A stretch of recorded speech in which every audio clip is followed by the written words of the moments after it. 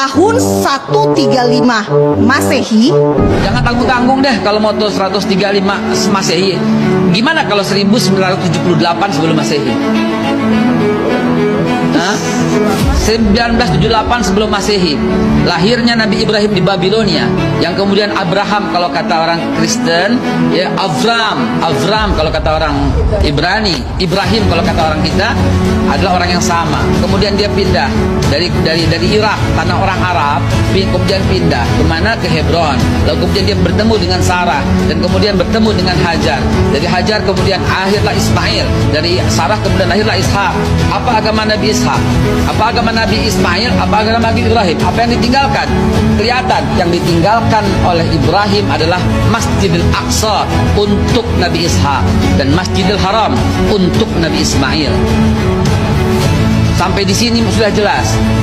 Kemana Kristen? Belum ada, Mbak. 325 Masehi ntar, Pak, dengan Konstantinus nanti di Konsili Nisea. Yahudi udah ada? Belum ada, Mbak. 930 when King Solomon died, divided kingdom of Israel. Baru pecah dua kerajaan Israel ketika Nabi Sulaiman wafat. Kalau mau cerita jangan tanggung-tanggung. Sejak awal manusia aja saya bisa ceritain sekarang. Jangan tanggung-tanggung. Durasi kita nggak cukup, Babe.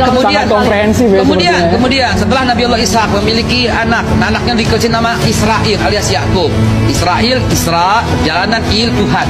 Ishakil namanya Ishak, Ishakil. Ishak menggembirakan, Il Tuhan, Tuhan menggembirakan aku. Ismail namanya Tuhan mendengarkan aku. Isma mendengar, Il Tuhan. Oke, itu bahasa Ibrani semua, tapi tolong perhatikan. Apa agama Nabi Yakub? Yakub punya 12 anak, Rubain, Simon, Levi, Yahuda, Isakar, Zebulun, Gad, Akhir, dan Naftali, Yusuf, dan Benyamin.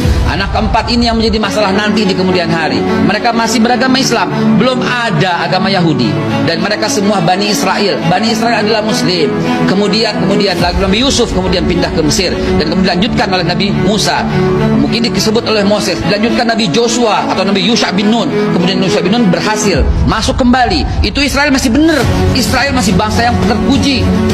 Wah, ini fadatukum alal alamin. Israel itu ditinggikan oleh Tuhan, oleh Allah. Itu masih benar. Tapi ketika when King Solomon died, dari Yusha bin Nun kemudian Nabi Yakub. Kekeliruannya berada di mana? Kekeliruan, ini bukan kekeliruan. Penyelewengan dia dari mana? Dari awal muasal ketika dia membangkang dengan Nabi Musa memaafkannya.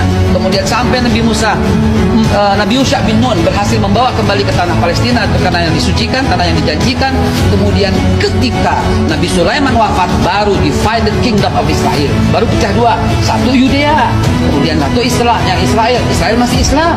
Kenapa masih Islam? Karena sampai Nabi Isa alaihissalam masih memegang agama Islam, sedangkan Yudea membunuh para nabi. Yahudi membunuh para nabi. Nabi Sam'un, Nabi Samuel, Nabi Zakaria, Nabi Yahya, semua dibunuh.